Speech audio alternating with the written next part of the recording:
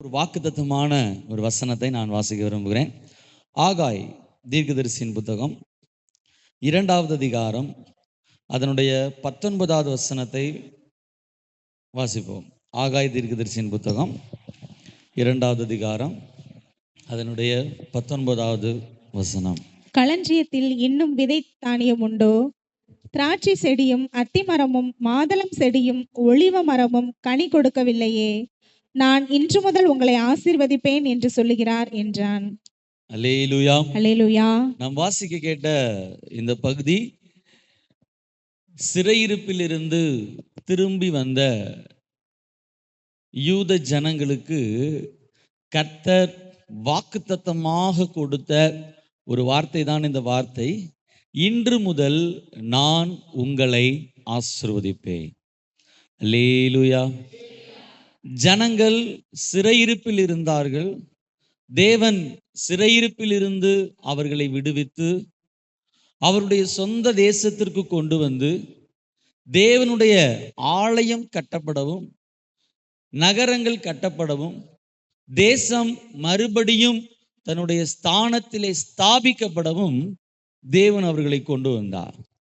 நாம் பார்க்கிறோம், திரும்பி வந்த ஜனங்கள் தேவனுடைய ஆலயம் கட்டுகிற பணியிலே சில தடைகள் போராட்டங்கள் வந்தபோது அதை விட்டுவிட்டு அதில் அதிக கவனம் செலுத்தாதபடி தங்களுடைய சொந்த காரியங்களை, தங்களுடைய வீடு வாசல்களை, தங்களுக்குண்டானவைகளை கட்டுகிறதிலே, தங்களுடைய வேலைகளை செய்கிறதில் மாத்திரம் அவர்கள் அதிக கவனம் செலுத்தின போது நாம் பார்க்கிறோம், தேவனுடைய ஆசீர்வாதங்கள் அவருடைய வாழ்க்கையிலே குறைவுபட துவங்கியது.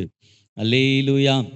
நாம் பார்க்கிறோம், அவர்கள் அதிகமாக விதைத்தார்கள், வசனம் சொல்லுகிறது, கொஞ்சமாக அறுத்தார்கள். அவர்கள் புசித்தார்கள், குடித்தார்கள், ஆனால் அவருடைய வாழ்க்கையிலே திருப்தி என்பது இல்லாமல் இருந்தது. அவர்களுக்கு நிறைய வருமானம் வந்தது, ஆனால் வருகிற வருமானம் ஒரு பொத்தலான பையிலே போடுகிறதை போல போய்கொண்டிருந்தது. நாம் பார்க்கிறோம், தேவனுடைய ஆசீர்வாதத்தை அவர்கள் பரிபூர்ணமாக தங்களுடைய வாழ்க்கையிலே உணர முடியவில்லை. அப்போ ஆண்டவர் வாக்குத்தத்தமாக இந்த வசனத்தை சொல்லுகிறார், இன்று முதல் நான் உங்களை பரிபூரணமாக ஆசீர்வதிப்பேன். ஆசீர்வாதம் என்று சொல்லும்போது அனைத்து எல்லைகளிலும் அந்த ஆசீர்வாதம் இருக்க வேண்டும். எல்லா பகுதிகளிலும் நம்முடைய வாழ்க்கையிலே நாம் ஆஸ்வதிக்கப்பட்டவர்களாய் இருக்க வேண்டும். நம்முடைய தனிப்பட்ட ஜீவியம், நம்முடைய ஆவிக்குரிய ஜீவியம், நம்முடைய பொருளாதார வாழ்க்கை, நம்முடைய குடும்ப வாழ்க்கை, நம்முடைய வேலை, அதற்கு அடுத்துள்ள வாழ்க்கை, இப்படி எல்லா இடங்களிலும் தேவனுடைய ஆசீர்வாதம் இருக்க வேண்டும். அதுதான் தேவன் கொடுக்கிற பரிபூர்ணமான ஆசீர்வாதம். உபாகம புத்தகம் 28வது அதிகாரத்தில் இஸ்ரவேல் ஜனங்களை கர்த்தர் ஆசீர்வதிக்கிற அந்த வார்த்தைகளை பார்க்கிறோம். உன் மிருக ஜீவன்கள் ஆஸ்வதிக்கப்பட்டிருக்கும், உன் மாப்பு செய்கிற தொட்டி ஆஸ்வதிக்கப்பட்டிருக்கும், உன்னுடைய வயல்வெளிகள், உன்னுடைய தானிய நிலங்கள் ஆஸ்வதிக்கப்பட்டிருக்கும், உனக்கு உண்டான எல்லாவற்றிலும் என்னுடைய ஆசீர்வாதம் இருக்கும். அல்லேலூயா. சில நேரங்களிலே நாம் கவனிக்கிற விஷயம் என்னவென்று சொன்னால், பணம் மட்டும்தான் ஆசீர்வாதம் என்று நினைக்கிறோம். பணம் மட்டும் ஆசீர்வாதம் அல்ல, பணம் மட்டும் ஆசீர்வாதம் அல்ல. சோதரம், நம்முடைய வாழ்க்கையிலே சந்தோஷம், சமாதானம், நிம்மதி, அதுவும் பெரிய ஆசீர்வாதம். Price the Lord, praise the Lord. கர்த்தர் நல்லவர். சோதரம், நிறைய செல்வங்கள் இருக்கிறதை பார்த்து சில நேரம் சிலர் நம்ம நினைக்கிறோம், இவர்கள் ஆஸ்வதிக்கப்பட்டவர்களாக இருக்கிறார்கள்னு. சோதரம், பணம் அவசியம்தான், ஆனால் பணம் மாத்திரம் எல்லாவற்றையும் கொடுத்து விடாது. ஸ்தோத்திரம். நம்முடைய குடும்பத்திலே சமாதானம் இருக்கணும். Price the Lord. நைட் ஆனா சோத்திரம், கட்டில் போய் ஜெபம் பண்ணிட்டு படுத்தா நிம்மதியான ஒரு தூக்கம் வரணும். அல்லேலூயா. அதுதான் ஆசீர்வாதம். அதிகாலையில் எழுந்திருக்கும் போது மகிழ்ச்சியோடு எந்திரிக்கணும். இது கர்த்தர் கொடுத்த நாள், இந்த நாளுக்காய் கர்த்தருக்கு ஸ்தோத்திரம். இதை நான் களி கூர்ந்திருப்பேன், இந்த நாளை நான் ஸ்தோத்திரம் பயன்படுத்தி கொள்ளுவேன் என்கிற ஒரு நம்பிக்கையோட எந்திரிக்கணும். அதுதான் ஆசீர்வாதம். எழுந்திருக்கும் போதே ஐயோ பொழுது விடிஞ்சிருச்சா, இன்னைக்கு என்னென்ன பிரச்சனையெல்லாம் வரப்போதோ, இனி யார் யாருக்கெல்லாம் என்னென்ன பதில் சொல்லணுமோ, கடங்காரன் வந்து நிற்பானே, ஆஸ்பத்திரிக்கு போகணுமே, அப்படிப்பட்ட நிலைமை சோதரம் முறுமுறுப்பு அநேகருடைய ஜீவியத்தில் இருக்கிறது. அது ஆசீர்வாதம் அல்ல. அல்லேலூயா. சோதரம் ஒரு குடும்பத்தின் ஆசீர்வாதம் என்று சொல்லும்போது குடும்பத்தின் தேவைகள் சந்திக்கப்படுகிறது மாத்திரமல்ல, குடும்பத்திலே கிச்சன்ல எல்லா ஜாமான்களும் நிறைய இருக்கிறது மட்டும் அல்ல. சோதரம் குடும்பத்திலே சமாதானம் இருக்கணும். கணவன் மனைவிக்கு இடையில ஒரு நல்ல புரிதல், நல்ல ஒரு ஐக்கியம், சோதரம் ஒரு சந்தோஷம், சமாதானம் இருக்கணும். Price the Lord. வீட்டிற்குள்ள வரும்போதே கணவன் சந்தோஷமா உணரணும். சோதரம் மனைவி வீட்டில் இருக்கிறத ரொம்ப சந்தோஷமா நினைக்கணும். பிள்ளைகள் குறித்து பெற்றோர்கள் சந்தோஷப்படணும். அப்படிப்பட்ட ஒரு சூழ்நிலை எங்க இருக்கணும்? குடும்பத்திற்குள்ளாக சமாதானமும் சந்தோஷமும் இருக்கணும். அது மட்டும் இல்லை, நம்ம வேலை செய்கிற இடங்கள்ல, இல்லை நாம் இருக்கிற இடங்கள்ல தேவனுடைய சமாதானம் இருக்கணும். அல்லேலூயா. இப்படி எல்லா நிலைமைகளிலேயும் நாம் ஆஸ்வதிக்கப்பட்டவர்களாக இருக்கணும். அதுதான் தேவன் கொடுக்கிற ஆசீர்வாதம். சிலருடைய வாழ்க்கையில வெளியில பார்க்கிறதற்கு ஆஸ்வதிக்கப்பட்டவர்களை போல இருப்பார்கள், ஆனா உள்ளான நிலைமையில அந்த ஆசீர்வாதம் இருக்காது. லவோதிக்கேயா சபை அப்படித்தான் இருந்தது. சோதரம் தேவன் நம்மிடத்தில் விரும்புகிறது என்னன்னா, பிரியமானவனை உன் ஆத்துமா வாழ்கிறது போல நீ எல்லாவற்றிலும் ஆசீர்வாதமா இருக்கணும். சோதரம் உள்ளான மனிதனிலும் புறம்பான நம்முடைய வாழ்க்கையிலும் எல்லா நிலைமைகளிலையும் நாம் எப்படி இருக்க வேண்டும்? ஆசீர்வதிக்கப்பட்டவர்களாய் இருக்க வேண்டும். சோதரம் கர்த்தர் நல்லவர். கர்த்தர் ஒரு மனிதனை ஆசீர்வதிக்கும் போது அப்படித்தான் ஆசீர்வதிக்கிறார். அல்லேலூயா. கர்த்தர் கொடுக்கிற ஆசீர்வாதம் அப்படிப்பட்டதா இருக்கும். கர்த்தர் கொடுக்கிற ஆசீர்வாதம் ஒரு பக்கம் இருந்து ஒரு பக்கம் இல்லாம இருக்காது. கர்த்தர் கொடுத்தால் அந்த ஆசீர்வாதம் எல்லைகள் எங்கிலும் இருக்கும். Price the Lord. நீங்க உபாகமம் 28 தொடர்ந்து வாசிப்பீங்கன்னா, ஆசீர்வாதமான வார்த்தைகள் சொல்லி முடிக்கும் போது அதற்கு பின்னால கீழ்ப்படியாமல் போகும்போது எப்படி சாபங்கள் வாழ்க்கையில வருகிறது அப்படின்றதையும் அந்த அதிகாரத்தில் நம்ம பார்க்கிறோம். அப்படி பார்க்கும்போது எல்லா இடங்களிலும் பிரச்சனை, எல்லா இடங்களிலும் போராட்டம். கர்த்தர் நல்லவர். கர்த்தருடைய ஆசீர்வாதம் ஒரு மனிதனுடைய வாழ்க்கையில் இல்லாமல் போகும்போது சோதரம் ஒவ்வொரு பகுதியாக குழப்பங்கள், போராட்டங்கள் வந்து கொண்டே இருக்கும். அல்லேலூயா. தேவையில்லாத சோதரம் பண கஷ்டங்கள், மன கஷ்டங்கள் வர ஆரம்பிக்கும். சம்பந்தமே இல்லாமல் பிரச்சனைகள், சண்டைகள், சச்சரவுகள், வைராக்கியங்கள், கோபங்கள் போன்றவை, எரிச்சல்கள், இப்படிப்பட்ட காரியங்கள் உண்டாக ஆரம்பிக்கும். சோதரம் நம்மோடு கூட நண்பர்களாக இருக்கிறவர்கள் அவர்களே நமக்கு எதிராக மாறுவார்கள். நமக்கு அனுகூலமாக இருந்தவர்கள் நமக்கு பிரதிகூலமாக மாறுவார்கள். இதெல்லாம் நடக்க ஆரம்பிக்கும் இல்லையா? ஆண்டவர் அவர்களை ஆஸ்வதிக்கும் போது சொல்றாரு, உன்னை வாளாக்காமல் தலையாக்குவேன், நீ கீழாகாமல் மேலாவாய். சோதரம் நான் உயர்த்தி வைப்பேன்னு. ஆனா நம்ம பார்க்கிறோம், தேவனுடைய ஆசீர்வாதம் இல்லை என்று சொன்னால் தாழ்வு தான் வரும், தாழ்த்தப்படுதல் தான் வரும், குறைவுபடுதல் தான் வரும், இல்லாமை என்கிற ஒரு நிலைமை தான் வரும், ஒரு சிறுமைப்படுகிற நிலைமை தான் வரும். அல்லேலூயா. ஆனால் கர்த்தர் ஆசீர்வதிக்கும் போது நாம் பெருமைப்படுத்தப்படுவோம், மகிமைப்படுத்தப்படுவோம். தேவனுடைய ஆசீர்வாதம் எல்லா இடங்களிலும் இருக்கும். அல்லேலூயா. Praise the Lord. சோதரம் கர்த்தரோடு நாம் சமாதானமாக இருந்தால் நமக்கு எதிராக இருக்கவங்க கூட நம்ம கூட எப்படி இருப்பாங்க? சமாதானமாக மாறும்படி கர்த்தர் செய்வார். இப்ப கர்த்தரோடு நாம் சரியான உறவு இல்லாமல் இருந்தால் நம்ம கூட இருக்கிறவங்க கூட நமக்கு எப்படி மாறிடுவாங்க? எதிராக மாறி விடுவார்கள். அல்லேலூயா. சோதரம் ஒரு வழியாய் உனக்கு எதிராய் வருவார்கள், 7 வழியாய் உனக்கு எதிராக ஓடி போவார்கள். அப்படின்ற நிலைமை மாறி கர்த்தர் நம்ம கூட இல்லை, கர்த்தர் நம்மளை ஆசீர்வதிக்கலைன்னா சோதரம் 7 வழியா நமக்கு எதிராக திரும்பி வருவாங்க. அல்லேலூயா. சோதரம் நாம் ஒரு காரியத்தை புரிந்து கொள்ள வேண்டும். சோதரம் கர்த்தர் ஒரு மனிதனை ஆஸ்வதிக்கும் போது அந்த ஆசீர்வாதம் எல்லா இடங்களிலும் இருக்கும். ஹல்லேலூயா. அது குடும்பத்தில் இருக்கும், வேலை ஸ்தலங்கள்ல இருக்கும், தனிப்பட்ட வாழ்க்கையில் இருக்கும், ஆவிக்குரிய ஜீவியத்தில் இருக்கும், சரீர சுகத்தில் இருக்கும், பொருளாதாரத்தில் இருக்கும், எல்லா காரியங்களும் கர்த்தருடைய ஆசீர்வாதம் இருக்கும். இப்போ ஆண்டவர் இவருடைய வாழ்க்கையில அவர்கள் விடுவிக்கப்பட்டு விட்டார்கள், மறுபடியும் தங்களுடைய தேசத்திற்கு வந்து விட்டார்கள். ஆனாலும் பூரணமான ஆசீர்வாதம் இல்லை. அதற்கான காரணத்தை கர்த்தர் சொல்லுகிறார். ஏன் உங்களுடைய வாழ்க்கையில் ஆசீர்வாதம் இல்லை? பாருங்க, தேவனுடைய ஆலயம் பாழாய் கிடக்கிறது, தேவனுடைய ஆலயம் கட்டப்படாமல் இருக்கிறது. இதுதான் காரணம். ஆண்டவர் சொல்றார் முதல் அதிகாரத்துல பேசும்போது, நீங்கள் மலையின் மேல் ஏறி போய், 1ஆம் அதிகாரம் 8வது வசனத்துல இதை நாம் வாசிக்கிறோம். வாசிங்கள். நீங்கள் மலையின் மேல் ஏறி போய் நீங்கள் மலையின் மேல் ஏறி போய் மரங்களை வெட்டி கொண்டு வந்து ஆலயத்தை ஆலயத்தை கட்டுங்கள், அதன் பேரில் நான் அதன் பேரில் பிரியமாயிருக்கிறேன். ஆண்டவர் அவரிடத்தில் எதிர்பார்த்த விஷயம் என்ன? நீங்கள் ஆலயத்தை கட்டும்போது நீங்கள் ஆசீர்வதிக்கப்படுவீர்கள். அல்லேலூயா. வேதாமத்தில் நிறைய ஆலயங்கள் சொல்லப்பட்டு இருக்கிறது. பரலோகத்தில் ஒரு ஆலயம் இருக்கிறது. முதலாவது ஆலயம் என்று சொல்லும்போது கட்டிடமான ஒரு ஆலயத்தை நாம் பார்க்கிறோம். ஆசரிப்பு கூடாரம் முதல் ஆலயமாக இருந்தது. இரண்டாவது ஆலயமாக தாவீதுடைய காலத்திற்கு பின்பு சாலமோனால் கட்டப்பட்ட ஒரு ஆலயம் இருந்தது.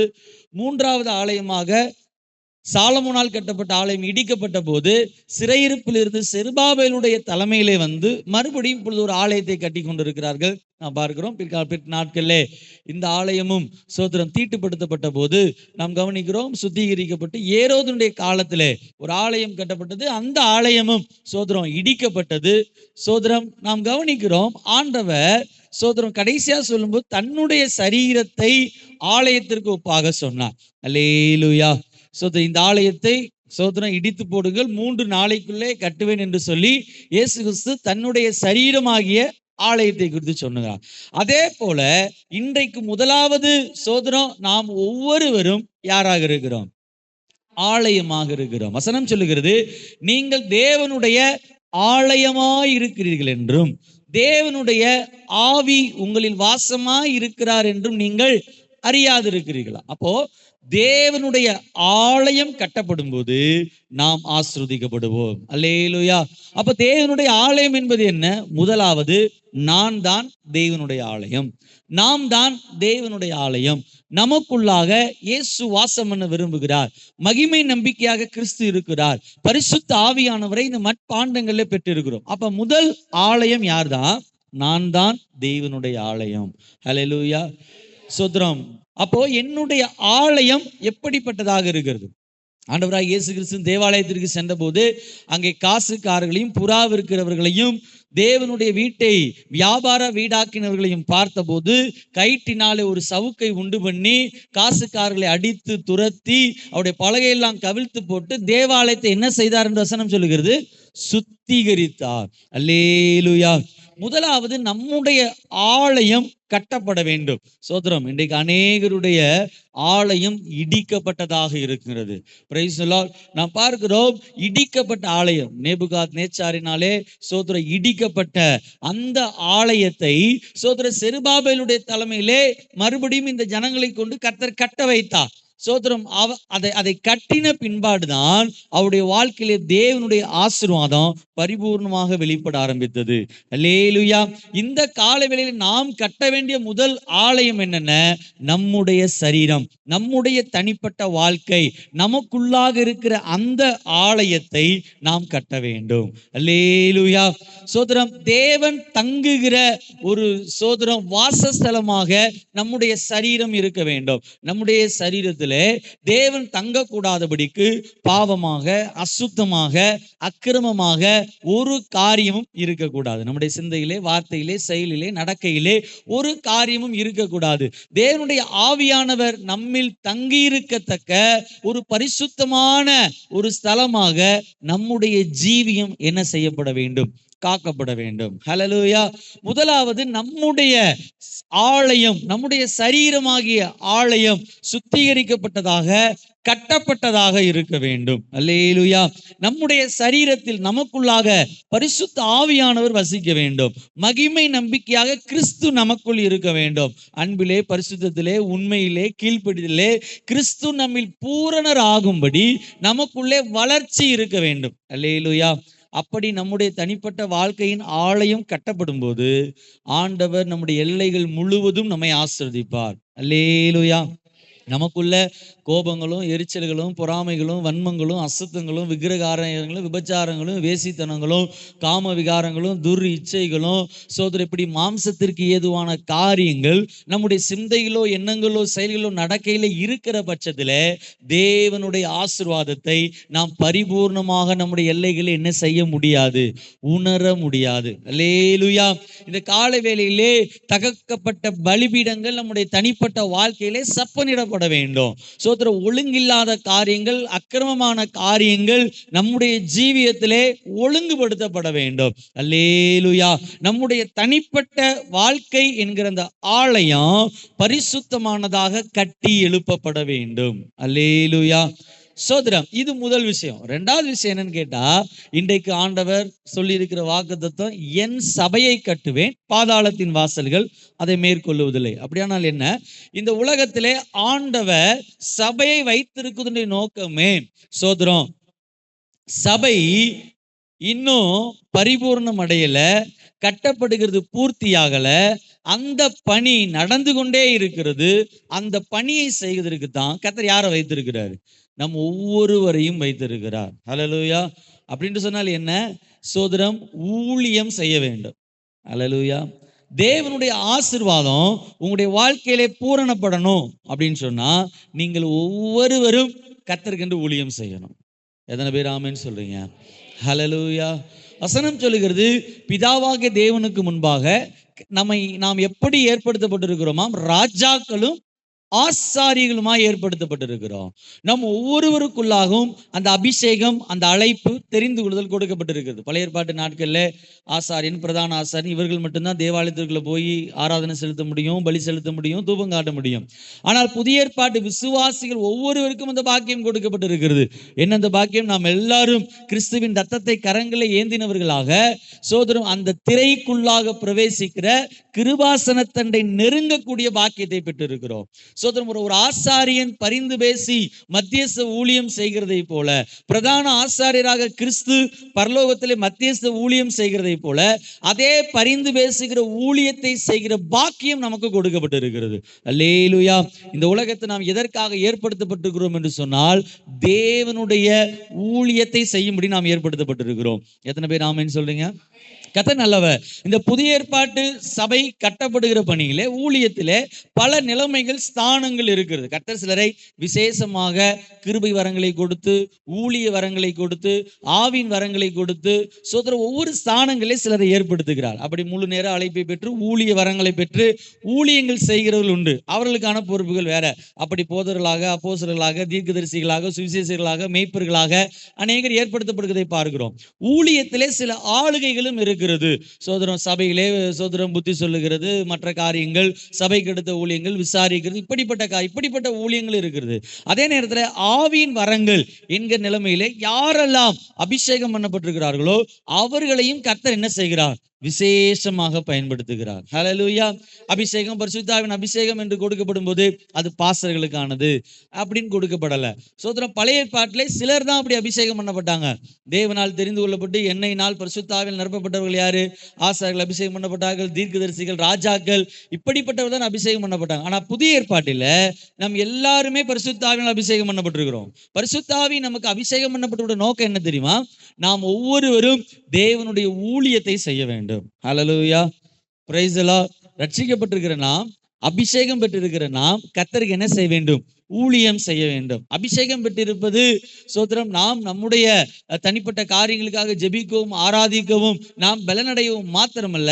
வசனம் சொல்லுகிறது, அப்போஸ்தலர் 1:8 வாசிக்கிறோம், நீங்கள் எனக்கு சாட்சிகளாயிருப்பீர்கள். எருசலேமிலே, யூதேயாவிலே, சமாரியாவிலே, பூமியின் எல்லைகள் முழுவதும் நீங்கள் எனக்கு எப்படி இருப்பீர்கள்? சாட்சிகளாக. நான் தான் கிறிஸ்து, நான் தான் தேவன், நான் தான் ரட்சகர், ஜனங்களுடைய பாவங்களுக்காக மரித்தது நான் தான், உயிரோடு எழுந்தது கிறிஸ்து தான், உயிர் தெழுந்து பரமேறி சென்ற கிறிஸ்து மறுபடியும் இந்த உலகத்தை நியாயந்தீர்க்கும்படி, சபையை சேர்த்துக் கொள்ளும்படி வரப்போகிறார். அவரை அண்டிக் கொள்ளுகிறவர்கள் பாக்கியவான்கள், அவரை சேர்ந்து கொள்ளுகிறவர்கள் கைவிடப்படுகிறது இல்லை, அவர்களுக்கு நித்திய ஜீவன் உண்டு, நித்திய ஆக்கினைக்கு விலக்கப்படுவார்கள் என்கிறதற்கு சாட்சிகளாக தான் கர்த்தர் யாரை வைத்திருக்கிறார்? நம் ஒவ்வொருவரையும் வைத்திருக்கிறார். அல்லேலூயா. இந்த உலகத்தில் நாம் இருக்கிறதுடைய நோக்கம், கர்த்தர் நமக்கு ஜீவனை, சுகத்தை, பலனை, ஆரோக்கியத்தை, சோதர நாட்களை, ஆஸ்திகளை, ஐஸ்வர்யங்களை, வசதிகளை, வாய்ப்புகளை இதெல்லாம் கொடுத்திருக்கிற நோக்கம் நம்ம இஷ்டம் போல வாழ்வதற்கும், இஷ்டம் போல ஜீவிக்கிறதற்கும் இல்ல, சோதர ஒரு சுயமான வாழ்க்கை வாழுவதற்கும் அல்ல. இவை எல்லாவற்றுக்கு பின்பாக தேவனுடைய ஒரு பெரிதான திட்டம் இருக்கிறது. அல்லேலூயா. நம் மூலம் சிலர் ரட்சிக்கப்படணும், நம் மூலம் சிலர் ஆத்மாக்கள் ஆதாயம் பண்ணப்படணும், நம் மூலமாக சிலர் அக்கினியிலிருந்து இழுத்து விடப்பட வேண்டும், நம் மூலமாக சிலர் பரலோகத்திற்கு கொண்டு வரப்படணும். சோதரன், நம் மூலமாக சிலர் ஜீவனுள்ள கற்களாக தேவனுடைய மாளிகையிலே கூட்டி சேர்க்கப்படணும். அதற்காக தான் கர்த்தர் இந்த உலகத்தில் நம்ம ஏற்படுத்தி வைத்திருக்கிறார். அல்லேலூயா. எல்லா மனிதர்களும் வாழ்கிறதை போல ஒரு வாழ்க்கை வாழ்ந்து சோதரம் நல்லா சாப்பிட்டு புசித்து திருப்தி அடைந்து சோதரம் மீதியானதை தன்னுடைய பிள்ளைகளுக்கு வைத்து போகும்படி அல்ல. தாவீது அதை அழகாக சங்கீதத்தில் சொல்லுகிறார், இந்த உலக மக்கள் இம்மையிலே தங்கள் பங்கை பெற்றிருக்கிறார்கள், ஆனால் நானும் நீதியிலே உம்முடைய முகத்தை தரிசிப்பேன். அப்ப நம்ம எல்லாருக்கும் ஒரு பெரிய நம்பிக்கை இருக்கிறது. இந்த உலகத்திலே நாம் சுபிட்சமாக வாழ்கிறது மட்டுமல்ல, பரலோகத்திலே ஒரு பெரிய வாழ்க்கை உங்களுக்கும் எனக்கும் என்ன செய்யப்பட்டிருக்கிறது, வாக்கு பண்ணப்பட்டிருக்கிறது. ஆனால் நாம் அறிகிறபடி நம்மை சுற்றி நம்முடைய குடும்பத்திலே நம்முடைய அக்கம் பக்கத்திலே நூற்று கணக்கிலே ஆயிரக்கணக்கிலே லட்சக்கணக்கிலே ஏன் கோடிகள் கூட்டங்கள் இந்த நம்பிக்கையற்றவர்களாக வாழ்ந்து கொண்டிருக்கிறார்கள். அவர்கள் ஏன் பிறந்திருக்கிறோம், ஏன் வாழ்கிறோம், நம்முடைய மரணம் என்ன, நம்முடைய முடிவு என்ன என்கிற நம்பிக்கையற்றவர்களாக இந்த உலகம்தான் நிரந்தரம், இந்த உலகம்தான் எல்லாம் மேன்மை ஆசீர்வாதம் சுதந்திரம் என்று சொல்லி தம்முடைய வாழ்க்கை கெடுத்து கொண்டிருக்கிற ஒரு பெருங்கூட்டம் ஜனங்கள் மத்தியிலே நீங்களும் நானும் வாழ்ந்து கொண்டிருக்கிறோம். அல்லேலூயா. சோத்திரம். அவர்களுக்கெல்லாம் சத்தியத்தை சொல்ல வேண்டிய இடத்திலே, சுவிசேஷத்தை சொல்ல வேண்டிய இடத்திலே, ஊழியத்தை செய்ய வேண்டிய இடத்திலே கர்த்தர் யாரை தான் வைத்திருக்கிறார்? உங்களையும் என்னையும் தான் வைத்திருக்கிறாரு, நம்மை தான் ஏற்படுத்தி வைத்திருக்கிறார். அல்லேலூயா. ஆண்டவர் இதை சபைக்கு கட்டளையாக கொடுத்தார். மத்தேயு 28 முதல் 20 வசனங்களை வாசிக்கும் போது வசனம் சொல்லுகிறது, நீங்கள் புறப்பட்டு போய் சகல தேசத்தாரையும் சீஷராக்குங்கள். நாம் கவனிக்கிறோம், ஆதி நூற்றாண்டு சபை இந்த வசனத்திற்கு கீழ்ப்படிந்தது, இந்த கட்டளைக்கு கீழ்ப்படிந்தது. கொஞ்சம் யோசித்து பாருங்க, நாம் எப்படி ரட்சிக்கப்பட்டோம், நமக்கு எப்படி சுவிசேஷம் சொல்லப்பட்டது, நாம் இருக்கிற இந்திய தேசத்திற்கு எப்படி சுவிசேஷம் வந்தது, கொஞ்சம் யோசிச்சு பாருங்க. இயேசு கிறிஸ்துவோடு கூட இருந்து நடந்து உருவாக்கப்பட்ட அனுப்பப்பட்ட அந்த 12 சீசர்களிலே ஒருவராகிய தோமாவை கர்த்தர் இந்தியாவிற்கு கொண்டு வந்தார். அல்லேலூயா. தோமா இந்த கட்டளையை ஆண்டவரிடத்தில் பெற்றபோது பட்டணங்கள் தோறும் தேசங்கள் தோறும் பிரயாணப்பட்டு சுவிசேஷத்தை அறிவித்தார். இந்தியாவிற்கு சுவிசேஷம் வந்தது ஏதோ வெள்ளைக்காரங்களாலோ இல்ல சோதரம் அதுக்கப்புறம் வந்த மிஷினரிகள் இவர்களாலேயோ அல்ல, இயேசு கிறிஸ்துவோடு கூட நடந்த சோதரம் 12 சீசர்களே ஒரு சீசனாகிய தோமா மூலமாகத்தானே இந்தியாவின் பல பாகங்களும் சுவிசேஷம் அறிவிக்கப்பட்டு, இன்னும் சொல்ல வேண்டுமானால் நாம் இருக்கிற தமிழ்நாட்டின் தலைநகரமாகிய சென்னை பட்டணத்திலே இரத்த சாட்சியாக சோதரம் ஒரு மரிக்கிற ஒரு காரியம் இருந்தது. அல்லேலூயா. அப்படியானால் ஆதி நூற்றாண்டு சபை சீசர்கள் விசுவாசிகள் அவர்கள் தேவன் தங்களுக்கு கொடுத்த கட்டளையை நிறைவேற்றுகிறதிலே அவர்கள் அவ்வளவு கவனம் உள்ளவர்களாக இருந்தார்கள். வசனம் சொல்லுகிறது, சிதறி போனவர்கள் எங்கும் திரிந்து விசுவாசிகள் என்ன செய்தார்களாம், சுவிசேஷத்தை பிரசங்கித்தார்கள். இன்னும் சொல்ல வேண்டுமானால் அப்போஸ்தலர்கள் மூலமாக ஆரம்பிக்கப்பட்ட சபைகளை பார்க்கிறோம், விசுவாசிகள் மூலமாக ஆரம்பிக்கப்பட்ட சபைகள் தான் சோதரன் ஆதி நூற்றாண்டிலே அதிகமாக இருந்தது. அல்லேலூயா. பாருங்க, இப்ப 2100 வருஷம் ஆகிவிட்டது. சோத்திரம் எத்தனையோ சந்ததி தலைமுறை வந்தும் போய்கொண்டும் இருக்கிறது. இன்னும் சோத்திரம் ஒரு பெருங்கூட்டம் ஜனங்கள் சோத்திரம் சத்தியத்தை கேட்காதவர்களாக இருக்கிறார்கள், சுவிசேஷத்தை கேட்காதவர்களாக இருக்கிறார்கள். ஒவ்வொருக்கும் சோத்திரம் சுவிசேஷத்தை சொல்ல வேண்டிய வேலையை கர்த்தர் யாருக்கு கொடுத்திருக்கிறாரு? நமக்கு தான் கொடுத்திருக்கிறாரு. கொஞ்சம் யோசிச்சு பாருங்க, இனிமேல் வேற யார் என்ன செய்ய போறதில்ல, சுவிசேஷம் சொல்ல போறதில்ல. இந்த சுவிசேஷம் சொல்லுகிற வேலையை கர்த்தர் தூதர்களிடத்துல கொடுக்கல. ஒருவேளை தூதர்கிட்ட சொல்லியிருந்தா மின்னல் மாதிரி ஒரு கண்ணிமை பொழுதிலே எல்லா இடங்களுக்கு எல்லா தெருக்களில் நின்று அப்படியே இயேசு உங்களை ரட்சிக்கிறார், இயேசு சீக்கிரம் வரான்னு சொல்லிட்டு போயிடுவாங்க. ஆனால் வசனம் சொல்லுகிறது, பைத்தியமாய் தோன்றுகிற பிரசங்கத்தினாலே தூதர்களால ரட்சிப்பை விவரித்து சொல்ல முடியாது. ஏன்னு கேட்டா பரலோகத்துல இடைவிடாமல் ஆராதனை நடக்கிறது, அவ்வளவு மகிமையுள்ள மகத்துவமான தேவன் சோதரம் அந்த இடத்துல வாசம் பண்ணுகிறார். இப்ப விஷயம் என்னன்னா, பூமியிலே அவருடைய நாமம் தரிக்கப்பட்ட ரட்சிக்கப்பட்ட சபையாகிய நாம் ஆராதிக்கும் போது தேவன் எங்கு கடந்து வருகிறாரா? நம் மத்தியிலே கடந்து வருகிறார், நம் மத்தியிலே அவர் எழுந்தருளுகிறார். இதெல்லாம் பார்க்கும்போது தூதர்களுக்கு எப்படி இருக்கிறதா? ஆச்சரியமாக இருக்கிறது. சோதரம் அவர்களால் புரிந்து கொள்ளவே முடியல. Price the Lord. அப்படியானால் சோதரம் அவர்களுக்கு தேவன் ரட்சிக்கிற கிருபையை குறித்த பெரிய ஆச்சரியம் அவர்களுக்கு இருக்கிறது. அதான் வசனம் சொல்லுகிறது, தேவ தூதருக்கு உதவியாக அவர் கை கொடாமல் ஆபிரகாமின் சந்ததியாருக்கு அவர் என்ன செய்திருக்கிறார்? கை கொடுத்திருக்கிறார். ஹல்லேலூயா. தேவதூதர்கள் பாவம் செய்த பொழுது அவர்களுக்கு மீட்புக்கான ஒரு காரியமும் செய்யப்படல. ஆனா மனிதன் பாவத்திற்கு உட்பட்ட போது அவனுடைய மீட்பிற்காக ஆண்டவராகிய இயேசு கிறிஸ்துவே இந்த உலகத்துல வந்து ரத்தம் சிந்தி மரித்தார் என்பது தூதர்களுக்கு மிகப்பெரிய ஆச்சரியமாக இருக்கிறது. ஹல்லேலூயா. இப்ப அவர்களுக்கே வினோதமாக இருக்கிறது. அவர்களால விளக்கி சொல்ல முடியாது தேவனுடைய ரட்சிக்கிற கிருபைய. ஆனா ரட்சிக்கப்பட்ட ஒவ்வொருவரும் சொல்ல முடியும். இயேசு நல்லவர் என்று ருசித்து பார்த்த ஒவ்வொருவரும் சொல்ல முடியும், கர்த்தர் நல்லவர் என்பதை ருசித்து பாருங்கள், கர்த்தர் நல்லவர். அல்லேலூயா. இந்த ரட்சிக்கிற கிருபையை ரட்சிக்கப்பட்ட நாம் தான் சொல்ல வேண்டும் என்று தேவன் விரும்புகிறார். Price the Lord. இனி சோதரம், நம்முடைய குடும்பத்தில் ஒருத்தர் ரட்சிக்கப்படுவதற்கு, நம்முடைய பகுதியிலே ஒருத்தர் ரட்சிக்கப்படுவதற்கு, நாம் வாழுகிற கிராமத்திலே ஒருவர் ரட்சிக்கப்படுவதற்கு வெளிநாட்டில இருந்து வேற யாரோ வந்து தெருவில் நின்று பிரசங்கம் பண்ண போறது கிடையாது. அல்லேலூயா. நம்முடைய குடும்பத்திற்கு, நாம் இருக்கிற பகுதிக்கு சோதரம், சுவிசேஷகராக, போதகராக, தீர்க்கதரிசியாக கர்த்தர் யாரை தான் ஏற்படுத்தி வைத்திருக்கிறார்? நம்மை தான் ஏற்படுத்த. நம்ம தான் ஜெபம் பண்ணணும், நம்ம தான் சொல்லணும், நாம் தான் பிரயாசப்படணும், நாம் தான் ஊழியம் செய்ய வேண்டும். அல்லேலூயா, அல்லேலூயா. சோதரம், எசேக்கியேல் சொல்லும்போது சொல்லுகிறார், எசேக்கியேல் 3ஆம் அதிகாரம் 18 முதல் 21 வசனங்களை வாசிக்கும் போது துன்மார்க்கனை எச்சரிக்க வேண்டிய பொறுப்பு நமக்கு இருக்கிறது. வசனம் சொல்லுகிறது, கேட்டிற்கு போகிற வாசல் வழி விரிவும் விசாலமாய் இருக்கிறது, அதன் வழியாய் போகிற ஜனங்கள் எப்படி இருக்கிறார்களாம்? அதிகமாய் இருக்கிறார்கள். பாருங்க, அப்படிப்பட்டவர்களுக்கு ஜீவனுக்கு போகிற வழியை சொல்ல வேண்டிய ஒரு உத்தரவாதம் நமக்கு இருக்கிறது. அல்லேலூயா. நிறைய பேர் நினைக்கிறாங்க, விரும்பினா இதை செய்யலாம்னு நினைக்கிறாங்க. இதை விரும்பி செய்வதல்ல, ஆண்டவர் கட்டளையாக கொடுத்திருக்கிறார். நீங்கள் கட்டாயம் இதை மற்றவர்களுக்கு சொல்ல வேண்டும். அல்லேலூயா. பவுல் இதை சொல்லும்போது சொல்லாரு, 1 கொரிந்தியர் 9:16 சொல்லும்போது, அது என் மேல் விழுந்த கடமையாக இருக்கிறது, நான் சுவிசேஷத்தை பிரசங்கியாமல் இருந்தால் எனக்கு ஐயோ. அல்லேலூயா.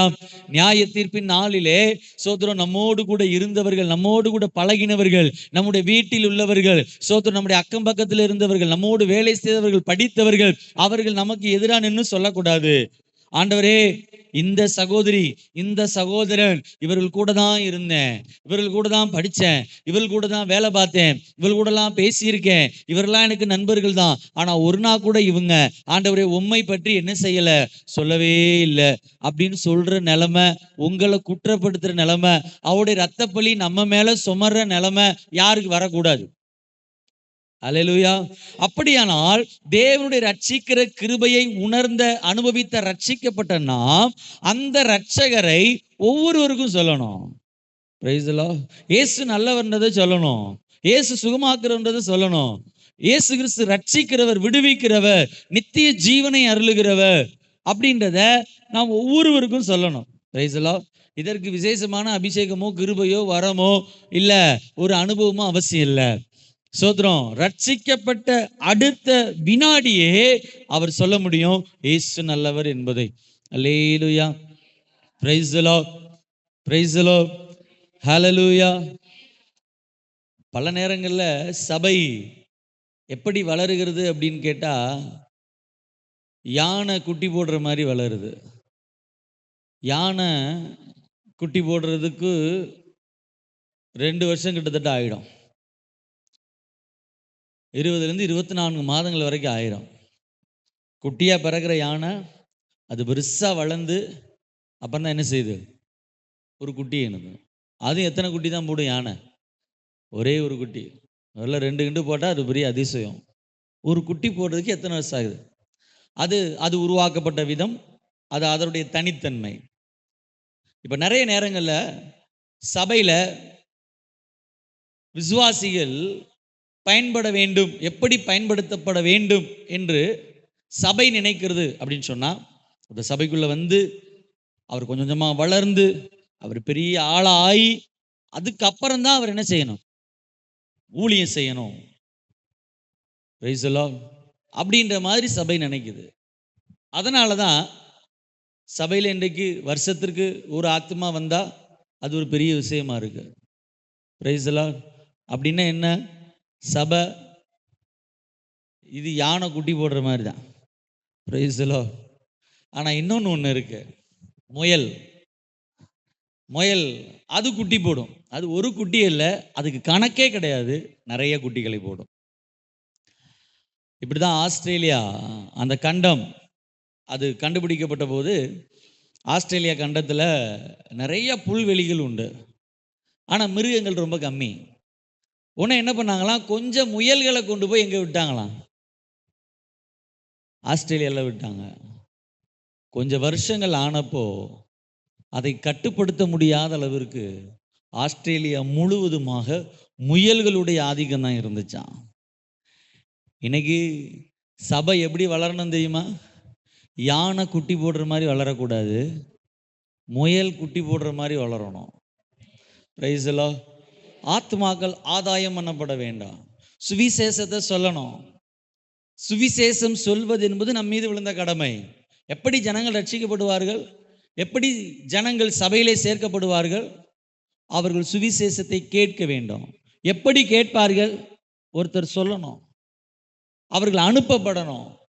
சுவிசேஷத்தை கேட்கும் பொழுதுதான் அதை விசுவாசிக்க முடியும். விசுவாசிக்கும் போதுதான் அறிக்கை செய்து கீழ்ப்படிந்து சபையிலே சேர்க்கப்பட முடியும். 10,000 பேருக்கு நீங்க சுவிசேஷம் சொல்லும்போது அதுல 1000 பேர் தான் காது கொடுத்து கேட்பார்கள்.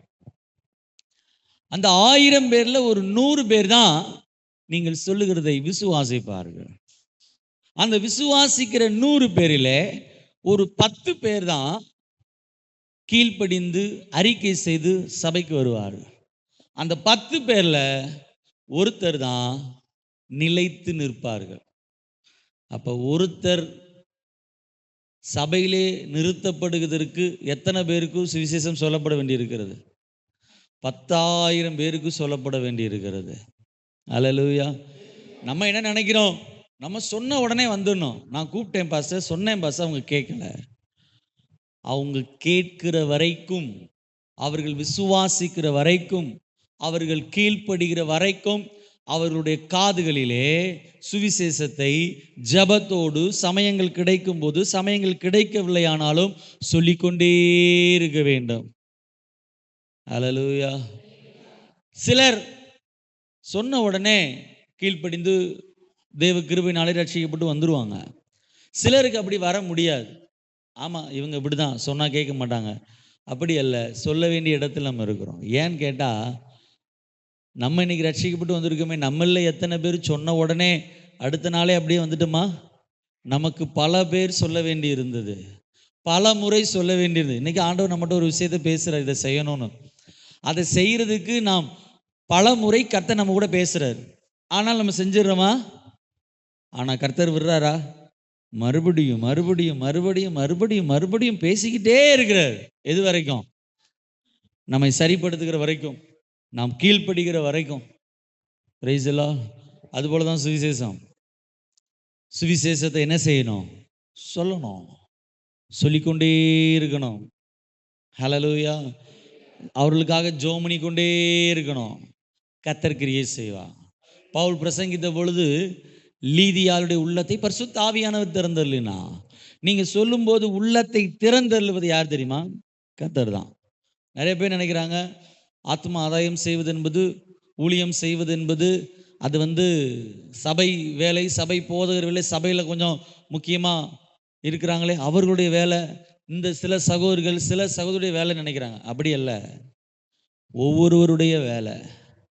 ஒவ்வொருவரும் சுவிசேஷத்தை அறிவிக்க வேண்டாம். Price the Lord. ஒவ்வொருவருக்கும் ஆத்மாதாயம் செய்யும்படியான பொறுப்பு கொடுக்கப்பட்டிருக்கிறது. அல்லேலூயா. சோதரம், போதகரால் அழைக்கப்பட்டவர்களால் அபிஷேகம் பண்ணப்பட்டவர்களால் செய்ய முடியாத பல ஊழியங்கள், வாய்ப்புகள், வழிகள் யாருக்கு திறக்கப்படும்? விசுவாசிகளுக்கு திறக்கப்படும். ஒரு விசுவாசியாக நான் சுவிசேஷம் சொன்னதற்கும், ஒரு போதகராக இப்போ சுவிசேஷத்தை யாருக்காவது சொல்வதற்கும் பெரிய வித்தியாசம் இருக்கிறது. எனக்கு பல நேரங்களே வாசல்கள் அடைக்கப்படும். ஒரு பாஸ்டர், ஒரு போதகர், அவர் அப்படிதான் சொல்லுவார். ஆனால் நீங்கள் போய் ஆத்மாக்களை சொல்லும்போது இவங்க கிறிஸ்தவங்க அப்படி தான் சொல்லுவாங்கன்ற இது ஒரு பெரிய தடை இல்லை. நீங்கள் சொல்கிறது ஒரு நண்பனாக, ஒரு உறவினராக, ஒரு அறிமுகமானவராக நீங்கள் ஆண்டோடைய வார்த்தையை சொல்லும்போது அதிகமான திறந்த வாசல் யாருக்கு தான் உண்டாகிறது? அவருக்கு தான் உண்டாகுது. நான் ஒரு முறை சென்னையில் ஒரு சபையினுடைய போதகர், அது ஒரு ஆங்கிலோ இந்தியன் சர்ச், அந்த போதகரை பார்த்து பேசினேன்.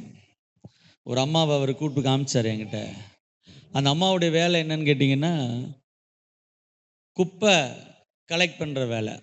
சென்னையில் வண்டி எப்படி தள்ளிட்டு வருவாங்க, ஒவ்வொரு வீடாக போய் அந்த குப்பைகளை கலெக்ட் பண்ணி அதை போடுற அந்த வேலை தான். பாருங்க, ஒரு குப்பையை கலெக்ட் பண்ணுற அந்த அம்மா 70க்கும் மேற்பட்டவர்களை எங்கே கொண்டு வந்திருக்கிறார்களாம்? சபைக்கு கொண்டு வந்திருக்கிறார்களாம். அந்த அம்மா குப்பையை மட்டும் கலெக்ட் பண்ணலை, அந்த வீட்டில் இருக்கிறவர்களுடைய கவலைகள், கண்ணீர்கள், கஷ்டங்களையும் கேட்டு, வாங்க எங்களுக்கு ஒரு சபை இருக்குது, எங்களுக்கு ஒரு பாஸ்டர் இருக்கிறாரு, எங்களுக்கு ஒரு ஆண்டவர் இருக்கிறாரு, ஜெபம் பண்ணுங்க, கர்த்தர் உங்களுக்கு சுகம் தருவார், கர்த்தர் உங்களுக்கு விடுதலை தருவார், கர்த்தர் உங்களுக்கு அற்புதம் செய்வார்னு சொல்லி 70க்கும் மேற்பட்டவர்களை எங்கே கொண்டு வந்தாங்களாம்? அல்லேலூயா, பிரைஸ் தி லார்ட், ஆமென். அப்படிப்பட்ட ஒரு விசுவாசியாக ஒவ்வொரு விசுவாசியும் இருக்கணும். ஒரு விசுவாசியை குறித்து ஒரு போதகராக இல்லை, தேவன் எதில் ரொம்ப பிரியமாக இருப்பார்? ஒரு விசுவாசி ஆராதனைக்கு வர்றது கர்த்தருக்கு பிரியம், கர்த்தரை ஆராதிப்பது கர்த்தருக்கு பிரியம், கர்த்தருடைய வார்த்தையை கேட்பது, கர்த்தருடைய வார்த்தைக்கு கீழ்ப்படிவது, காணிக்கை கொடுப்பது, இன்னும் பல காரியங்கள், ஊழிய நிகழ்ச்சிகளை செய்வது, இதெல்லாம் ஆண்டவருக்கு பிரியம்தான். ஆனால் ஆண்டவர் எதில் அதிகமாக பிரியப்படுவார்னா, ஒரு விசுவாசி ஆத்துமா ஆதாயம் செய்யும்போது தேவன் அவர்கள் மேல் பிரியமாயிருப்பார். அல்லேலூயா, அவர்களை குறித்து சந்தோஷப்படுவார். நீங்கள் பல கோடி ரூபாய் கர்த்தருக்கு கொடுத்தாலும் ஆண்டவரை சந்தோஷப்படுத்த முடியாது. ஆனால் நீங்கள் ஒரு ஆத்துமாவை ஆதாயம் பண்ணினா கர்த்தரை சந்தோஷப்படுத்தலாம். அல்லேலூயா, வசனம் சொல்லுகிறது, ஒரு ஆத்துமாவினுடைய விலை முழு உலகத்தையும் விற்றாலும் போதுமானது அல்ல. ஒரு ஆத்துமா ரட்சிக்கப்படும் போது பரலோகத்திலே மிகுந்த சந்தோஷம் உண்டாகிறதாம். பரலோகத்தை சந்தோஷப்படுத்துகிற ஒரு விஷயம் இருக்குன்னு ஒரு ஆத்மா ஆதாயம் பண்ணப்படுவது தான். அல்லேலூயா, பிரைஸ் தி லார்ட். அப்படிப்பட்ட விசுவாசிகளாக ஒருத்தர் இருக்கணும். கடந்த காலங்களில் விசுவாசிகள் எப்படி இருப்பாங்கன்னு, பார்க்குறவங்க, பேசுகிறவங்க, பழகிறவங்க எல்லார்ட்டையும் ஆண்டவரை பற்றி சொல்லுவாங்க. இப்போ இருக்கிற விசுவாசிகள் எப்படி இருக்கிறாங்கன்னு, அவர்கள் விசுவாசிகள் என்று தெரியாத அளவிற்கு இருந்து கொள்ளுகிறார்கள்.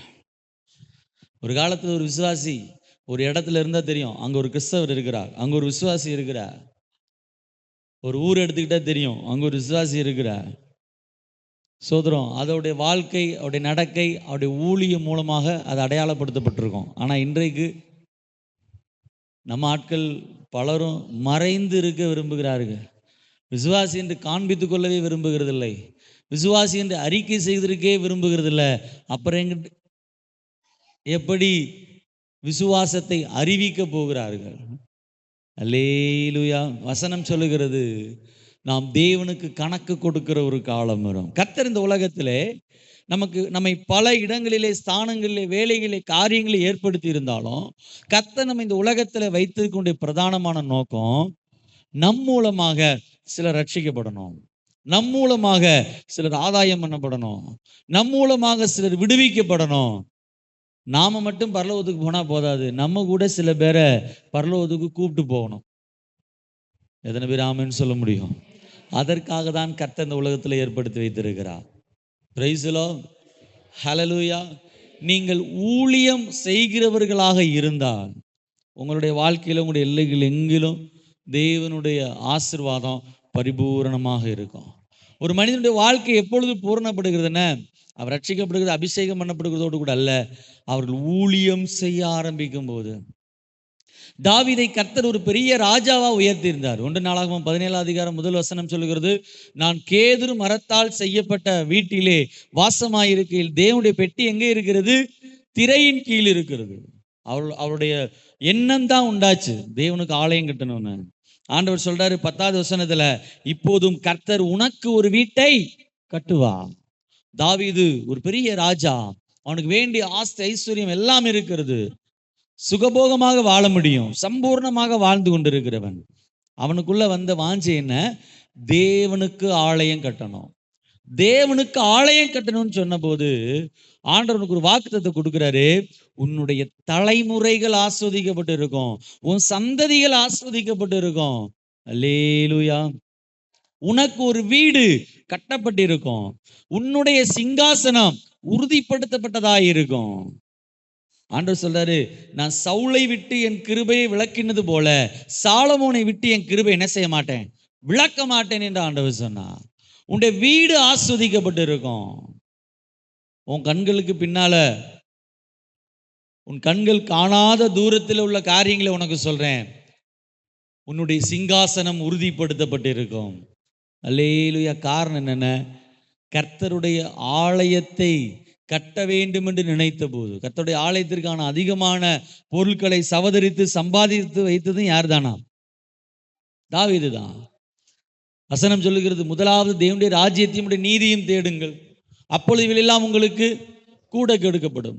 உணவு, உடை, ஜீவன், சரீரம், இதற்காக எதுக்கு கவலைப்படுறீங்க? உங்களுக்கு தேவைகள் உலகத்தில் நிறைய இருக்குது தான். ஆனால் நீங்கள் முதல்ல என்ன செய்யணும்? கர்த்தரை தேடுங்க. இன்னைக்கு பல நேரங்கள் நம்ம என்ன நினைக்கிறோன்னா, நம்மளால தான் எல்லாம் நடக்குது, நம்ம ஓடுறதுனால தான் நமக்கு நடக்குது, நம்ம உழைக்கிறதுனால தான் நடக்குது அப்படின்னு நினைக்கிறோம். அநேகத்துடைய மாம்சத்து மேலே நம்பிக்கையை வச்சிருக்கிறாங்க. சோதரர், நீங்கள் ஓடுறீங்க, நீங்கள் உழைக்கிறீங்க, அதுக்கு பின்னாலெல்லாம் பலனும் சுகமும் ஆரோக்கியமும் வாய்ப்புகளையும் வழிகளையும் ஏற்படுத்துறது யார் தான்? கர்த்தர் தான். அவர் தான் கொடுத்துட்ருக்கார். அதை முதல்ல என்ன செய்யணும்? உணரணும். கர்த்தருடைய கிருபை என்கிறதை உணரணும். பிரைஸ் எல்லாம்.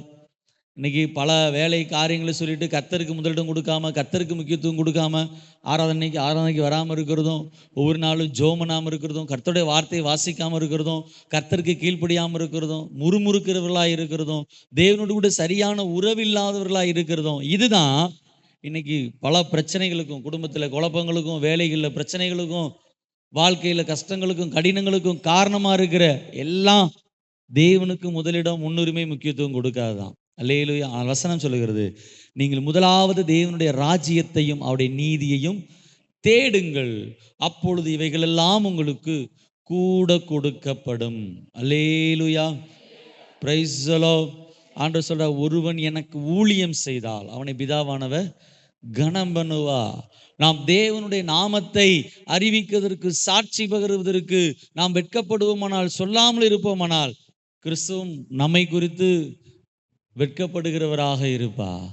நாம் சோதரம் கர்த்தர் நமக்கு கொடுத்த வாழ்க்கை, ஆயுசு, வயசு, நம்முடைய பலன், சுகம், ஆரோக்கியம், ஆஸ்தி, ஐஸ்வர்யம், பணம், பொருள் எல்லாவற்றாலும் நாம் கர்த்தரை கனப்படுத்தி கர்த்தருக்கு ஊழியம் செய்வோம் என்று சொன்னார். தேவன் நம்மை பரலோகத்திலே தூதர்களுக்கு முன்பாக, பிதாவிற்கு முன்பாக, சோதரம் நமக்கு முன்பாக, கிறிஸ்துவுக்கு முன்பாக நாம் உயர்த்தப்படுவோம், மகிமைப்படுத்தப்படுவோம், கனப்படுத்தப்படுவோம். அல்லேலூயா. யோவான்ல சோதர சீசர்கள் கேட்கும்போது கேட்குறாங்க, ஒரு இடத்து மத்தேயு சுவிசேஷத்துல வாசிக்கிறோம், சீசர்கள் கேட்கும்போது கேட்குறாங்க, ஆண்டவரே எங்களுக்கு என்ன கிடைக்கும் உமக்கு ஊழியம் செய்கிறோமே? ஆண்டவர் சொல்றாரு, மத்தேயு 19:27 முதல் 29 வாசிக்கும் போது, நீங்கள் எதையெல்லாம் என் நிமித்தம் இழந்தீர்களோ அதெல்லாம் நூறத்தனையாக பெற்றுக்கொள்வீர்கள்.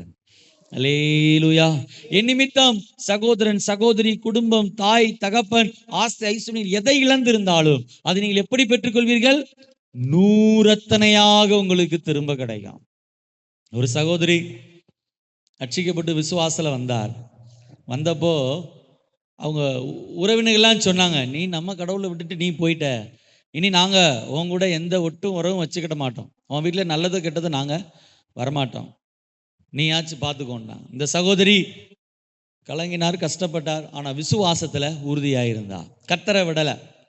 சோதரம் அவருடைய வீட்டிலே ஒரு விசேஷம் நடக்கும்போது சகோதரி சொன்ன விஷயம்,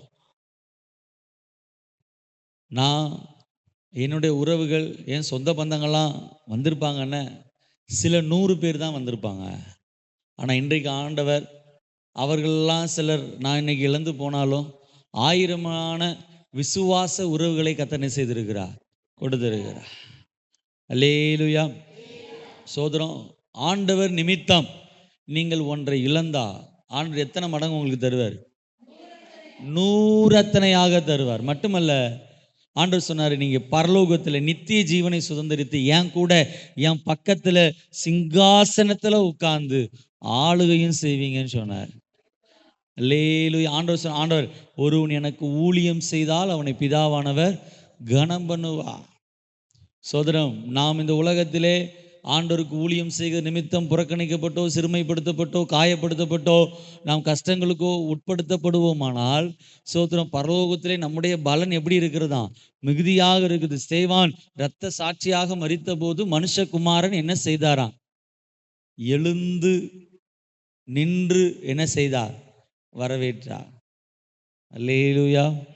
சோதரம், மணவாட்டி சபை பரலோகத்திலே எடுத்துக்கொள்ளப்படும் போது, பரலோகத்திலே ஆட்டுக்குட்டியானுடைய கல்யாணம் முழு சர்வ சேனையும் என்ன செய்யும்? எழுந்து நிற்கும். சில நேரம் கல்யாண வீட்டில் பாட்டெல்லாம் பாடணும், சிங்கார மாளிகையில். அல்லேலூயா.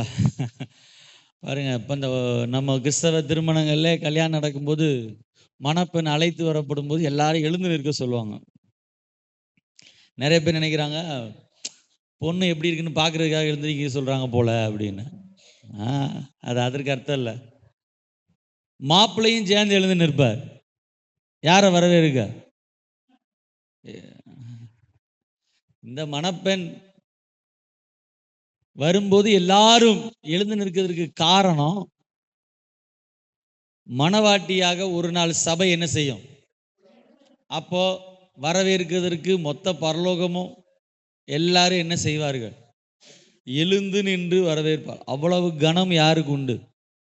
அப்படிப்பட்ட மணவாட்டி சபையாக கர்த்தர் நம்மை தெரிந்திருக்கிறார். அல்லேலூயா. பாருங்க, நாம் கர்த்தருக்கு ஊழியம் செய்யும் போது, ஊழியம் சொல்லும்போது பல இடங்களில் பல ஸ்தானங்களில் இருக்கிறது. சபையில் இருக்கிற நம்ம இங்கே இருக்கிற ஒருத்தரையும் நான் சொல்கிறேன், நீங்கள் ஒவ்வொருவரும் ஊழியம் செய்யணும். நான் பொதுவாக எல்லார்ட்டையும் சொல்கிறது உண்டு, எல்லாரும் பாட்டு பாடணும், எல்லாரும் ஆராதிக்கணும், எல்லாரும் வசனம் பேசணும், எல்லாரும் எல்லா ஊழியங்களையும் செய்யணும். இப்போ சில பேருக்கு முடியாது. எஸ், நமக்கு அப்பெல்லாம் முடியாதுயா. அப்போ உங்களால் என்ன முடியுமோ அதை செய்யணும். Praise the Lord. அல்லேலூயா. இன்னும் சில பேர் நினைக்கிறாங்க மைக் பிடிக்கிறது தான் ஊழியம் நினைக்கிறாங்க.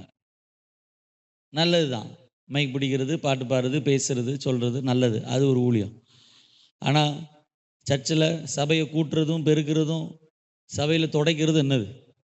சபைகளில் பல நேரங்களில் முதல் மைக் பிடிச்சி ஆராதிக்கிறதுக்கு நிறைய பேர் இருப்பாங்க.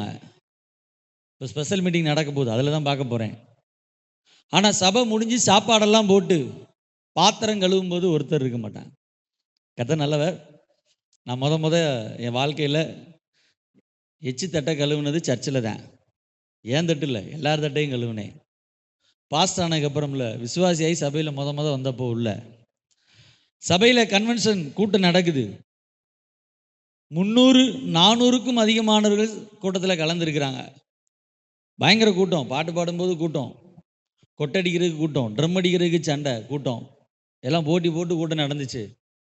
சாப்பாடு, கறிவாளியை நான் தூக்குவேன், கறியை நான் வைப்பேன், நல்லா சாப்பாடெலாம் நடந்துச்சு.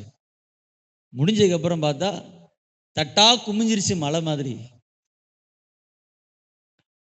ஒருத்தரையும் காணோம். ஒரே ஒரு சகோதரர், அவர் மட்டும் இருக்கிறார். அவர் பேர் பவுல்ராஜ். அவர் மட்டும் நின்றுட்டு இருந்தார். நான் அப்போ வாலிப பையன். அப்போ தான் நான் சபைக்கு வந்துட்டு இருக்கிறேன். 10ஆம் கிளாஸ் படிக்கிறேன்னு நினைக்கிறேன், 10ஆம் வகுப்பு படிக்கிறேன். பாஸ்ட் என்ன பண்ணார் படான்னு, பாஸ்ட் இங்கே பாருங்கள் எல்லாத்தையும் போட்டு போயிட்டாங்க, ஒன்றும் கழுவுறதுக்கு எடுக்கிறதுக்கு யாரும் இல்லை. பாஸ்ட் பார்த்தார், சரி தம்பி கூட ஹெல்ப் பண்ணுப்பான்ட்டார். பிறகு நானும் அவருமா உட்காந்து மொத்த எச்சி தட்டையும் என்ன செஞ்சோம்? கழுவணும். அல்லேலூயா. Praise the Lord. இன்னைக்கு பாஸ்ட் அப்படி வேலை சொல்லணுமா தெரியல. தம்பிங்க வாப்பா, இந்த இலையெல்லாம் எடுப்பான்னா எத்தனை பேர் எடுக்கிறதுக்கு ஆயத்தமாக இருப்பாங்கன்னு தெரியல. உங்களுக்கு சொல்லுவாங்க, பாஸ்ட் என் பிள்ளையை கூப்பிட்டு என்ன செய்ய சொல்லிட்டாரு? அல்லேலூயா. சபைக்குள்ள நீங்கள் என்ன வேலை பார்த்தாலும் சரி, பாஸ்டருக்கு பண்ணுற வேலையாக இருக்கலாம், பாஸ்டர் வீட்டு குடும்பத்துக்கு பண்ணுற வேலையாக இருக்கலாம், சபை ஊழியத்தில் சபை காரியங்களுக்கு எடுத்து செய்கிற வேலையாக இருக்கலாம், அது எல்லாமே என்னது தான்? ஊழியம்தான். அல்லேலூயா. சோதரம், உங்கள் நிறைய பேருக்கு என்னையெல்லாம் பார்க்கும்போது, நம்மெல்லாம் பார்க்கும்போது உங்களுக்கு ஒரு பகுதி தான் தெரியும், முழு பகுதி யாருக்குமே என்ன செய்யாது. பல நேரங்கள் நான் சொன்னதே கிடையாது, நிறைய பேருக்கு எதுவுமே தெரியாது, கூட இருக்கிறவங்களுக்கு கூட பல நேரங்களில் பல விஷயங்கள் தெரியாது. அப்படின்னா என்ன? நாம் கர்த்தருக்கு நமக்கு உண்டான எல்லாவற்றாலும் ஊழியம் செய்யறதுக்கு ஆயத்தமாக இருக்கணும். சில பேருக்கு மைக்கெல்லாம் பிடிச்சி பேச தெரியாது மாட்டானா, நான் ஆலோசனை சொல்லுவேன், நல்ல விஷயங்களை சொல்லுவேன், சக விசுவாசிகளுக்கு ஆலோசனை சொல்ல முடியும், ஒரு விசுவாசத்தில் பலவீனப்பட்டவங்களை பலப்படுத்த முடியும். அந்த ஊழியத்தை என்ன செய்யலாம். பிரைஸ் எல்லாம். ஐயா நமக்கு ரெண்டுமே வராது, ஆளாக வருவேன், ஏதோ கூட நிற்பேன், அதாவது என்ன செய்யலாம். சில பேருக்கு ஐயா அதெல்லாம் நமக்கு எதுவும் முடியாது, என்கிட்ட கொஞ்சம் காசு இருக்குது, பணம், வசனம் சொல்லுகிறது, தங்களுடைய ஆஸ்திகளால் ஐஸ்வர்யங்களால் ஊழியம் செய்தவர்கள் உண்டு. அப்போது நம்முடைய வாழ்க்கை, நம்முடைய சரீரம், நம்முடைய பலன், நம்முடைய சுகம், நம்முடைய ஆரோக்கியம், நம்முடைய நேரங்கள், நம்முடைய வசதி வாய்ப்பு, ஆஸ்தி ஐஸ்வர்யம் எல்லாவற்றாலும் நாம் கர்த்தருக்கு என்ன செய்ய வேண்டும்? ஊழியம் செய்ய வேண்டும். ஹல்லேலூயா. வசனம் சொல்லுது, ஒருவன் எனக்கு ஊழியம் செய்தால் அவனை பிதாவானவர் கனம் பண்ணுவார். நீங்கள் ஊழியம் செய்யும்போது யார் உங்களை வாழ்த்தெல்லாம் மாட்டாங்க, ஓ நன்றாக செய்தார்கள் அப்படிலாம் சொல்ல மாட்டாங்க. ஒரு ஒரு அங்கீகாரமும் உங்களுக்கு இங்கே என்ன செய்யாது, இருக்காது. ஆனால் இம்மையிலும் மறுமையிலும் பரலோகத்தில் நித்தியத்தில் உங்களுடைய எதிர்காலத்திலும் குடும்ப வாழ்க்கையிலும் சந்ததியிலையும் அந்த ஆசீர்வாதங்கள் தொடர்ந்து கொண்டே இருக்கும். அல்லேலூயா. நீங்கள் கனப்படுத்தப்படுவீர்கள், உயர்த்தப்படுவீர்கள். Price the Lord. அல்லேலூயா. கர்த்தர் நல்லவர். நம்ம எல்லாரும் முழங்கால் படிடுவோம், ஜெபம் பண்ணுவோம். ஒரே ஒரு வசனத்தை இறுதியாக சொல்லி நான் ஜெபிக்க விரும்புகிறேன். 2 ராஜாக்கள் புத்தகம் 7வது அதிகாரம் 9வது வசனத்தில், எலிசா தீர்க்கதரிசியினுடைய நாட்களிலே ஒளிமுக வாசலில் நின்று கொண்டிருந்த 4 குஷ்டரோகிகள், தேசத்திலே பஞ்சம், முற்றுகை போடப்பட்ட நிலைமை, ஆகாரம் இல்லை, பசியோடு இருக்கிறார். அவங்க சொல்றாங்க, பட்டணத்திற்குள் போனால் அங்கேயும் நமக்கு ஜீவன் இல்லை, ஆகாரம் இல்லை, சாவு தான் இருக்கிறது, நாம் இங்கேயே இருந்தாலும் செத்து போவோம். அவங்க ஒரு தீர்மானம் பண்ணாங்க, சீரிய இராணுவ தளவாடங்கள் இருக்கிற இடத்துக்கு போவோம். ஒருவேளை குஷ்டரோகிகளாக இருக்கிற நமக்காக அவருங்க பரிதாபப்பட்டு ஏதாவது தூக்கி எறிஞ்சா அதை சாப்பிட்டு நாம் உயிரை பாதுகாத்துக்கிடுவோம். அவர்கள் கொன்று போட்டாலும் அங்கே செத்துருவோம். இந்த சம்பவம் நமக்கு தெரியும். அவர்கள் அங்கு சென்ற போது அந்த சீரிய படைகள் அவர்கள் தங்கள் கூடாரங்களில் ஒருத்தரும் இல்லை. அவர்கள் மீது வந்த பயங்கரத்தின் நிமித்தம் எல்லாரும் ஓடி போனார்கள். தீர்க்கதரிசி சொன்னாரு, நாளைக்கு இந்நேரத்தில் ஒரு மரக்கால் கோதுமை, எதெல்லாம் அதிகமாக இருந்ததோ அதெல்லாம் லகுவாக கிடைக்க போகுதுன்னு சொன்னப்போ ஒருத்தன் சொல்லுவான், கர்த்தர் வானத்தின் மதகுகளை திறந்தா கூட அப்படி நடக்குமான்னு தெரியலன்னு. தீர்க்கதரிசி சொல்லுவார், உன் கண்களால் காண்பாய், நீ ஆனால் சாப்பிட மாட்டேன். இப்போ இந்த குஷ்டரோகிகள் போன போது பசியோடு போனார்கள், ஆகாரம் இல்லாமல் போனார்கள், ஆடை இல்லாமல் போனார்கள். அவங்க போனப்போ கூடாரம் திறந்து கிடந்தது. ஒரு கூடாரத்துக்குள் பிரவேசித்தார்கள், எடுத்து வயிறார திருப்தியாக சாப்பிட்டார்கள், வேண்டிய ஆகாரத்தை எடுத்துக்கொண்டார்கள். ஒரு கூடாரத்திற்குள் போனார்கள், தங்களுக்கு வேண்டிய வஸ்திரங்களை எடுத்துக்கொண்டார்கள், பொன் வெள்ளி விலையேறப்பெற்ற தட்டுமுட்டுகள் ஆபரணங்கள் எல்லாவற்றையும் எடுத்துக்கொண்டார்கள். எடுத்துக்கொண்டது மட்டும் அல்ல, கொண்டு போய் போய் போய் அதை ஒளித்து வைத்து விட்டு வந்து கொண்டே இருந்தார்கள். அப்போ அவர்களுக்குள்ள ஒரு காரியம் உணர்த்தப்பட்டது. அவங்க சொன்னாங்க, நாம் செய்கிறது சரியில்லை, இங்க இருக்கிற ஆகாரம் ஏராளம், வஸ்திரங்கள் ஏராளம், ஐஸ்வர்யங்கள் ஏராளம், இந்த நாள் நற்செய்தி அறிவிக்கிறனா, அங்க ஒரு பெருங்கூட்டம் ஜனங்கள், தேசம் பட்டினியாய் இருக்கிறது, ஆகாரம் இல்லாமல் இருக்கிறது, பஞ்சமான நிலைமையில் இருக்கிறது. இப்பொழுது நாம் இந்த செய்தியை யாருக்கு சொல்லணும்? தேசத்திற்கு சொல்ல வேண்டும் என்று சொல்லி புறப்பட்டு சென்று அவர்கள் சொன்னார்கள், இந்த நாள் நற்செய்தி அறிவிக்கிற நாள். ஹல்லேலூயா. இந்த குஷ்டரோகி அந்த நிலைமையில தான் நம்ம இருக்கிறோம். நம்ம உலக குஷ்டம் பிடித்து, பாவ குஷ்டம் பிடித்து, சாபமாகிய குஷ்டம் பிடித்து, ஆக்கினைக்கு சாவுக்கு நியமிக்கப்பட்டிருந்த நம்மை கர்த்தர் ரட்சித்தார், மன்னித்தார், கிருபைகளை கொடுத்தார், ஆவியை கொடுத்தார், அபிஷேகத்தை கொடுத்தார், நன்மைகளை கொடுத்தார், மேன்மைகளை கொடுத்தார். ஆண்டவரிடத்தில் இதெல்லாம் ஏராளமாக இருக்கிறது. ஆனால் இன்னும் ஒரு கூட்டம் ஜனங்கள் உலகத்தில் பசியோடு இருக்கிறது, ஆகாரம் இல்லாமல் இருக்கிறார்கள், தேவன் இல்லாதவர்களாக இருக்கிறார்கள், சமாதானம் சந்தோஷம் இல்லாதவர்களாக இருக்கிறார்கள். அவள் ஒவ்வொருவருக்கும் இயேசுவை காண்பித்து கொடுக்கக்கூடிய இடத்துல நாம் இருக்கிறோம். அந்த காலையில் ஒரு தீர்மானம் பண்ணுவோம். ஆண்டவரே, நான் சுவிசேஷம் சொல்வதற்கு என்னை ஒப்பு கொடுக்கிறேன். உம்முடைய ஊழியத்தை செய்வதற்கு என்னை ஒப்பு கொடுக்கிறேன். என்னுடைய வாழ்க்கை ஆண்டவரே உம்மை பின்பற்றி சேவித்து உமக்கு ஊழியம் செய்கிற ஒரு வாழ்க்கையா இருக்கணும். என் குடும்பம் உமக்கு ஊழியம் செய்கிற குடும்பமாக இருக்கணும். ஆண்டவரே, என்னுடைய சபை உமக்கு ஊழியம் செய்கிற சபையாக இருக்கணும். எத்தனை பேர் ஆமென் சொல்றீங்க? எல்லாரும் ஜெபம் பண்ணுவோமா? ஆண்டவரே உமக்கு நன்றி, இயேசுவே உமக்கு நன்றி, பிதாவே உமக்கு நன்றி, பரிசுத்த ஆவியானவரே உமக்கு நன்றி. இந்த ஆஸ்வதிக்கப்பட்ட இந்த நல்ல நாளுக்காக நாங்களுமே நன்றியோடு கூட துதிக்கிறோம். ஆண்டவரே, இந்த காலைவேளை பேசப்பட்ட இந்த வார்த்தைகளுக்காக ஸ்தோத்திரம். இன்று முதல் நான் உங்களை ஆஸ்வதிப்பேன் என்று சொன்ன கர்த்தர் இந்த காலைவேளை பலருடைய வாழ்க்கையிலும் ஆண்டவரே அவருடைய எல்லைகளை ஆசீர்வாதம் இல்லாதபடிக்கு எத்தனையோ தடைகள் இருக்கிறது. தனிப்பட்ட வாழ்க்கையிலே ஒழுங்கீனமான காரியங்கள் இருக்கலாம், தனிப்பட்ட வாழ்க்கையிலே பாவமான அசுத்தமான காரியங்கள் இருக்கலாம். இந்த காலைவேளையிலே ஆண்டவர் ஒவ்வொருடைய சரீரமாகிய ஆலயமும் சுத்திகரிக்கப்படட்டும் என்று சொல்லி ஜெபிக்கிறேன். இரத்தத்தினால் ஒவ்வொருவரும் கழுவப்படுவார்களாக. ஆமென். பரிசுத்த ஆவியின் சுத்திகரிப்பு ஒவ்வொருவருக்குள்ளும் உண்டாகட்டும். இந்த காலையிலே பேசப்படுகிற வார்த்தைகள் ஒவ்வொருவரையும் சுத்திகரிக்கும்படியாக ஜெபிக்கிறேன். ஆண்டவரே ஸ்தோத்திரம். ஒரு சீர்படுதல் உண்டாகட்டும், ஸ்திரப்படுதல், பலப்படுதல் உண்டாகட்டும். மகிமை நம்பிக்கையாக கிறிஸ்து ஒவ்வொருடைய இருதயங்களும் வாசம் பண்ணுவீராக. பரிசுத்த ஆவியின் அபிஷேகம் ஒவ்வொரு மட்பாண்டங்களிலும் நிறைந்திருக்கும்படியாக ஜெபிக்கிறேன். ஆண்டவரே, இந்த காலையிலே ஒவ்வொருவரையும் ஆஸ்வதிப்பீராக. ஆண்டவர் ஒவ்வொருவரையும் கரங்கள் எடுத்து பயன்படுத்துவீராக.